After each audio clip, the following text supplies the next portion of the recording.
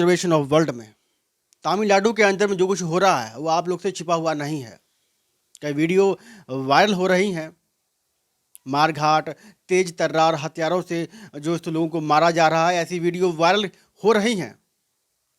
जबकि तमिलनाडु पुलिस और बिहार पुलिस ने ये साफ कर दिया कि ये जो सो वीडियो फेक है।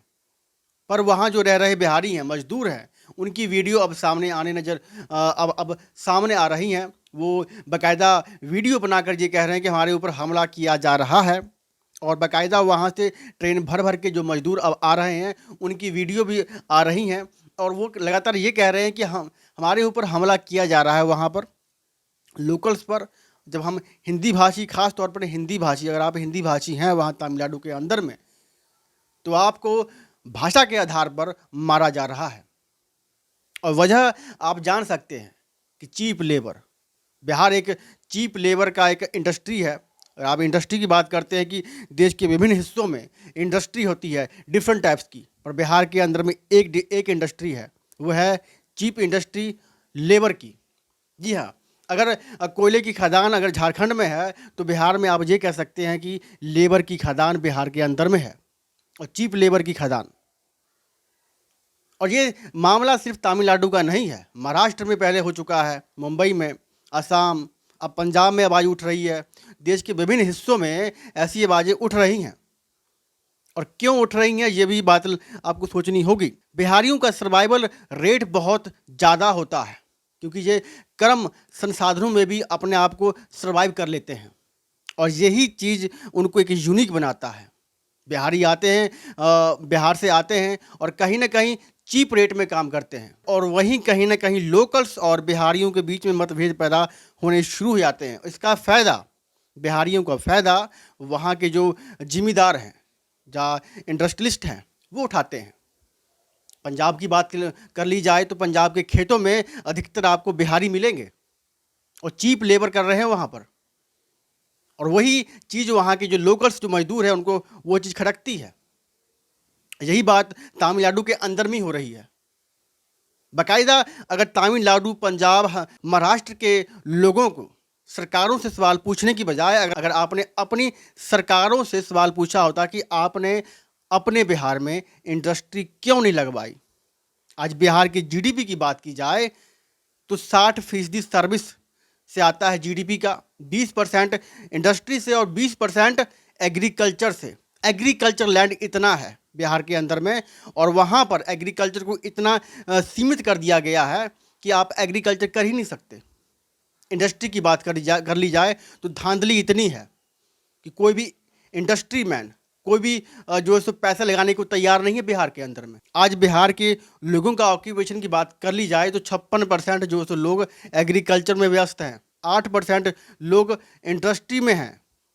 आप समझ सकते हैं बिहार के अंदर में इतनी बड़ी इंडस्ट्री है लेबर की, और वहाँ की पॉपुलेशन का सिर्फ 8% इंडस्ट्री में है। गरीबी रेखा से जो नीचे के लोग हैं बिहार के अंदर में, वो 35% हैं। जिस स्टेट में 35% से ज़्यादा गरीबी रेखा के नीचे लोग रह रहे हों, आप समझ सकते हैं कि उस स्टेट का, उस राज्य का क्या हाल होगा, क्या विकास होगा। पर मैं इन सभी चीज़ों का दोष सरकार को कतई नहीं देना चाहूँगा, कि सरकार तो वही है जिनको लोगों ने चुना है, और लोगों ने चुना किसको है? जातिगत आधारित वोट बैंक को। जी हाँ, बिहार का एक एक वोट जातिगत होता है, जाति के नाम पर पड़ता है। वहाँ के लोग डेवलपमेंट को भूल जाइए, विकास को भूल जाइए। जाति, अगर हमारे जाति का बंदा खड़ा हुआ है चुनाव के अंदर में तो हम उसी को वोट डालेंगे। यादव एक तरफ, मुस्लिम एक तरफ, भूमियार एक तरफ, निषाद एक तरफ, जो ब्राह्मण एक तरफ, राजपूत एक तरफ। ये बिहार की सच्चाई है, और आपको ये माननी होगी कि गलती आप लोगों से ही हुई है। क्यों वहाँ से क्राइम ख़त्म नहीं हुआ? जब तक क्राइम ख़त्म नहीं होगा किसी स्टेट में, वहाँ पर इंडस्ट्री कैसे लगेगी? तमिलनाडु के अंदर में अगर इंडस्ट्री लगी है तो वहाँ की सरकारों ने वहाँ से क्राइम को ख़त्म किया है। मुंबई के अंदर में अगर इंडस्ट्री लगी है तो वहाँ की गवर्नमेंट ने वहाँ से क्राइम को ख़त्म किया है। बिहार में क्राइम को क्यों ख़त्म नहीं किया गया? क्योंकि जनक ही यही थे, जन्मदाता, क्राइम के जन्मदाता ही नेता लोग थे। इन्होंने तो जन्म दिया है क्राइम को। जितने भी गैंगस्टर्स हैं, माफिया हैं, इनके पाले हुए हैं। अगर यही ख़त्म कर देंगे तो इनकी पॉलिटिक्स चलेगी कैसे? लोगों को डरा धमका कर, पास्ट में जो कुछ भी हुआ है बिहार के अंदर में किसी से छिपा नहीं है। बूथ कैप्चरिंग तो आम बात थी बिहार के अंदर में, और आप लोगों को भी मालूम है। बिहार में अगर गुंडा राज था तो बिहार के लोगों के कारण, अगर बिहार में पॉलिटिक्स अच्छी होती, बिहार ने अगर ईमानदार नेता को चुना होता, तो आज बिहार की दशा ये ना होती। बिहार के लोगों को दर दर हर स्टेट में जाकर पहले आप मकान ढूंढिए, कमरा ढूंढिए, वहाँ रहिए, फिर आप जीवन के तमाम चीज़ों के लिए जिद्दोजहद कीजिए। बच्चों की पढ़ाई भूल जाइए, बच्चों की पढ़ाई क्या हो रही है नहीं हो रही है कुछ नहीं पता। जब आप एजुकेशन नहीं दे पाएंगे अपने बच्चों को तो वो मजदूर ही बनेंगे। हाँ, कहते हैं कि आईएएस आईपीएस बिहार से निकलते हैं ज़्यादा, तो भाई मजबूरी है। आपने कोई ऑप्शन दे ही नहीं वहाँ के युवाओं को। अगर आपने ऑप्शन दी होती कि वहाँ पर इंडस्ट्री होती तो वहाँ के युवा जरूर इंडस्ट्री में जाते, वहाँ पर बड़े बड़े पदों में जाते वहाँ पर आपने वहाँ पर छोड़ा ही नहीं। और आज बिहार के लोग कभी तमिलनाडु से भाग रहे हैं, कभी असम से भाग रहे हैं, कभी महाराष्ट्र से भाग रहे हैं। मैं तो कहता हूँ जो कुछ भी हो रहा है वो कहीं ना कहीं ठीक ठाक ही हो रहा है, क्योंकि बिहारियों को उनके किए की सज़ा मिल रही है। जो उन्होंने पास्ट में जो किया है वो उनके बच्चों को भुगतना पड़ रहा है।